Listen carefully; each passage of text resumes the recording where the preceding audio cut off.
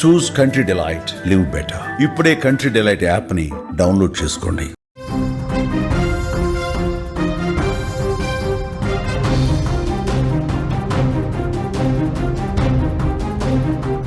Breaking news చూస్తున్నాం. శ్రీకాకుళంలో భర్తను చంపిన భార్య కేసులో ఒక బిగ్ ట్విస్ట్ బయటకు వచ్చింది.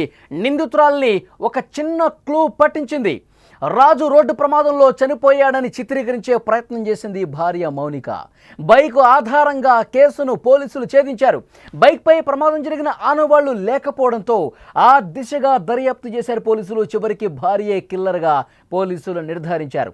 భార్యతో పాటు ప్రియుడు మరొక వ్యక్తి అరెస్ట్ అయ్యారు. ప్రియుడి మోజులో మాంగళ్య బంధం అడ్డుగా ఉందన్న కారణంగా ఓ భార్య మర్డర్ స్కెచ్ వేసింది. ప్రియుడితో కలిసి భర్తను చంపేసి చేతులు దులిపేసుకుంది. కానీ చేసిన పాపం వెంటాడటంతో ప్రియుడితో పాటు కటకటాల పాలైంది. ఇప్పుడు ఈ షాకింగ్ ఘటన శ్రీకాకుళం జిల్లా పాతపట్నంలో జరిగింది. ఎంత దుర్మార్గంగా వ్యవహరించిందో చూడండి. ప్రియుడి మోజులో పడి ప్రియుడి కోసం సుఖానికి అలవాటు పడ్డ ఈ దుర్మార్గురాలు ఏం చేసింది? భర్తను చంపేసింది. ఈ వైవాహిక జీవితానికి పూర్తిగా చరమగీతం పాడింది. వివాహేతర బంధమే అది కావాలనుకుని ప్రియుడి మోజులో పడిపోయి ఇంత దుర్మార్గానికి తెగబడింది. శ్రీకాకుళం పాతపట్నంలోని మండిగొల్ల వీధికి చెందిన నల్లి రాజుకు 8 ఏళ్ల కిందట మౌనిక అనే యువతితో పెళ్ళయింది. వీళ్ళకి 2 అబ్బాయిల సంతానం. అయితే మౌనికకు స్థానికంగా ఉండే గుండు ఉదయ్ కుమార్తో ఇటీవల వివాహేతర బంధం ఏర్పడింది. అటు ఉదయ్ కుమార్ కూడా అప్పటికే పెళ్ళయింది.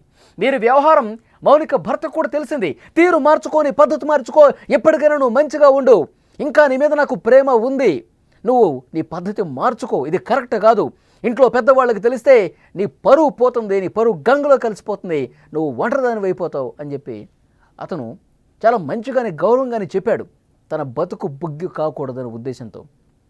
కానీ మౌనికలో మార్పు రాలా. ప్రియుడితో కలిసి భర్త అడ్డు తొలగించుకోవాలని ప్లాన్ చేసింది. నన్నే అంటావా, నా మీదే నువ్వు ఇప్పుడు ఎదురు తిరిగి మాట్లాడతావా? ఇలా కాదు, నా ప్రియుడే నాకు కావాలి, నువ్వు వద్దు, నిన్ను చంపేస్తా అని మనసులో అనుకుని ఉదయ్ కుమార్ కూడా తన భార్యకు విడాకులిచ్చి ఇద్దరు కలిసి జీవించాలని చెప్పి నిర్ణయించుకున్నారు. ఈ క్రమంలో ఉదయ్ కుమార్ ఆడవేషం ధరించి రాజును రాత్రివేళ నిర్మానుష ప్రదేశానికి తీసుకెళ్ళటానికి వాట్సాప్లో మెసేజ్లు కూడా పెట్టాడు. రాజు తిరస్కరించడంతో ఇక్కడ ఆ భర్త మనసు చూడండి.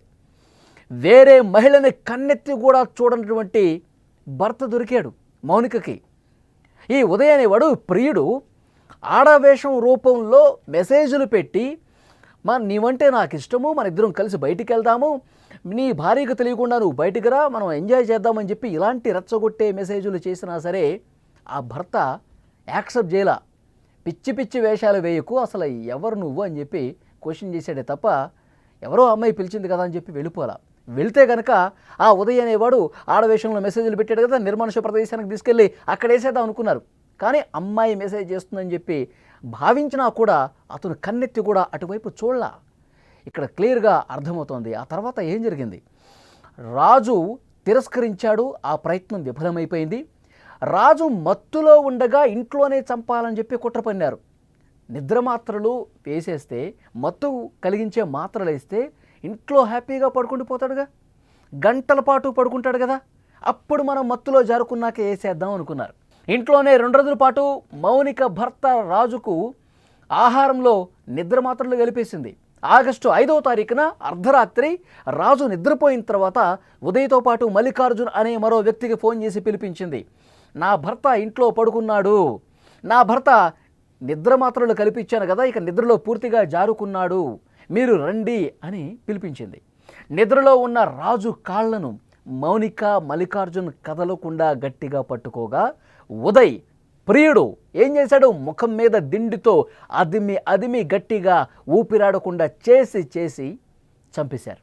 ఆ తర్వాత రాజు బైకును స్థానిక ఎస్సీ కాలనీలో ఉంచారు. ఉదయ్ మల్లికార్జున్లు మరో బైక్ మీద రాజు మృతదేహాన్ని తీసుకొచ్చి రాజు బైక్ ఉంచిన ప్రాంతంలో పడేసి వెళ్ళిపోయారు. ఏంటి వీళ్ళ ప్లాను అంటే, హత్య వీళ్ళ మీదకి రాకుండా ఉండటం కోసం ఏదో రోడ్డు ప్రమాదంలో పడిపోయి చనిపోయాళ్లే, వస్తూ ఏదో తగిలేసి ఏదో వాహనం గుద్దేసి యాక్సిడెంట్ అయ్యింది చనిపోయాడని చెప్పి భ్రమ కల్పించడం కోసం భర్తని చంపేసి, ప్రియుడు ఇంకొక ఫ్రెండ్ సాయం తీసుకొని భర్తను చంపేసి ఏం చేసింది, యాక్సిడెంట్గా చిత్రీకరించే ప్రయత్నం చేసింది. రోడ్డు మీద బైక్ పడేస్తే, బైక్ పక్కన ఇతన్ని మృతదేహం పడేస్తే ఏదో గుద్దుకుని యాక్సిడెంట్ అయ్యి చనిపోయాళ్లే, రేపొద్దున పోలీసులు ఇన్వెస్టిగేట్ చేసినా మన మీదకి రాదులే అని భావించారు. మౌనిక కుటుంబ సభ్యులకు ఫోన్ చేసింది. భర్తని రోడ్డు మీద, ఆ బైక్ని భర్తని రోడ్డు మీద పడేసి వెంటనే ఫోన్ చేయడం స్టార్ట్ చేసింది. మామయ్య గారు, నా భర్త ఏమన్నా వచ్చాడా? అత్తమ్మ గారు, మీ అబ్బాయి ఇటేమన్నా వచ్చాడా మీ ఇంటి వైపు? రాలేదు, అసలు ఎటుపోయాడో తెలియట్లేదు, ఫోన్ స్విచ్ ఆఫ్ వస్తుంది, ఏమవుతుందని చెప్పి నాటకాలు ఆడింది. నంగనాచిగా యాక్టింగ్ చేసింది. ఈ మధ్యకాలంలో మనం చూస్తూనే ఉన్నాం, భర్తలను చంపిన ప్రతి భార్య కూడా మహానటిలాగా యాక్టింగ్లు చేసేస్తూ ఉన్నారు. అసలు ఏమైందో తెలియదు, ఎటుపోయాడో తెలియదు, అసలు ఏం జరుగుతుందో నాకు అర్థం కావట్లేదు, మీరు రండి రండి అని చెప్పి ఏడుస్తూ నాటకాలు ఆడుతూ మహానటిని మించిపోయే విధంగా యాక్టింగ్లో బిల్డప్లు చేసేస్తున్న పరిస్థితి ఉంది. ఈ కేసులన్నీ దేశవ్యాప్తంగా జరుగుతున్నాయి కదా. ఆగస్టు 7న ఉదయం స్థానికులు మృతదేహాన్ని గుర్తించి పోలీసులకు ఇన్ఫర్మేషన్ ఇచ్చారు. మౌనిక ఫిర్యాదు మేరకు పోలీసులు కేసు పెట్టారు. సీసీ కెమెరాలు పరిశీలించగా మొత్తం గుట్టు రట్టయిపోయింది. సీసీ కెమెరాలు పరిశీలిస్తే వీళ్ళు బైకు పెట్టడం, వెనకాల మృతదేహాన్ని తీసుకొచ్చి అక్కడ పడేయటం, ఏదో బైక్తో తొక్కించి కింద పడేసి ఏదో యాక్సిడెంట్ అయ్యే విధంగా అక్కడ బిల్డప్లు చేయటం, ఇవన్నీ కూడా సీసీ కెమెరాలో రికార్డ్ అయ్యాయి. ఉదయ్ కుమార్, మల్లికార్జున్తో పాటు మౌనికను కూడా అరెస్ట్ చేశారు. తమదైన స్టైల్లో ప్రశ్నిస్తే మొత్తం కూడా బయటకు వచ్చింది. మొత్తం ఒప్పేసుకుంది. ఇక మౌనిక, నాకు ఉదయ్ అంటే ఇష్టం, ఉదయ్ నాకు కావాలి, నా భర్త చాలాసార్లు నన్ను క్వశ్చన్ చేశాడు, మా మధ్య గొడవలు జరిగినాయి, లేపేద్దాం అనుకున్నాం, లేపేశాం, మొత్తం ఒప్పేసుకుంది. ఎంత దుర్మార్గం అండి, ఎంత దారుణం అండి. ఇలాంటి భయంకరమైనటువంటి ఘటనలు జరుగుతున్నాయి. దేశం మొత్తం కూడా పడక సుఖాలకు అలవాటు పడిపోయి భర్తల్ని ఇంకా, ఆ భర్తలు ఆ భార్యల పట్ల ఇంకా ప్రేమను పెంచుకుంటున్నారు. ఈ భార్యలు ఎంత బరి తెగిస్తారు, నన్ను చంపేసే కాడికి వస్తారు, నా ప్రాణం తీయటానికి కూడా వీళ్ళు వెనకాడరు అని తెలిసినప్పటికి కూడా, అంటే వాళ్ళు ఆ విధంగా ప్రవర్తించకముందు తెలియదు, ఇంకా అమాయకులని అనుకుంటారు కదా. నా భార్య అమాయకురాలు అనుకుంటారు కొంతమంది. ఇంకొంతమంది ఏమనుకుంటారు, సరే వాళ్ళ ఏదో వివాహిత బంధం ఏర్పడింది, ఇకనైనా మారుతుంది, ఇకనైనా తన బుద్ధి మారుతుంది, పిల్లలను చూసైనా మార్పు వస్తుంది అని చెప్పి భర్తలు భావిస్తారు. కానీ ఇలాంటి భార్యలు మార్పు కాదు కదా.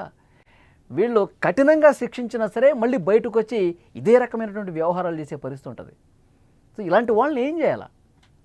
మేఘాలయ హనీమూన్ మర్డర్ దగ్గర నుంచి ఇప్పటి వరకు కొన్ని వందల కేసులు భర్తలను చంపేస్తున్నారండి. లిటరల్గా చెప్పాలంటే పెళ్ళి కాని బ్యాచులర్స్ ఉంటారుగా, వాళ్ళు భయపడి తెచ్చిపోతూ ఉన్నారు.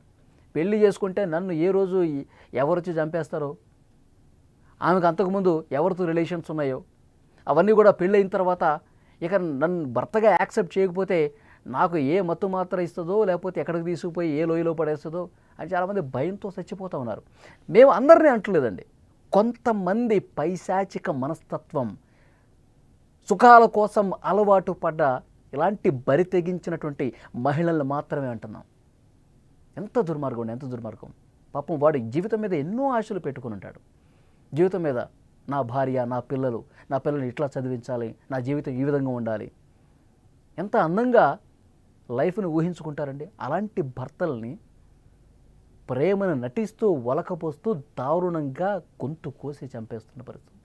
ఇలాంటి ఆడదాన్ని ఏం చేయాలి?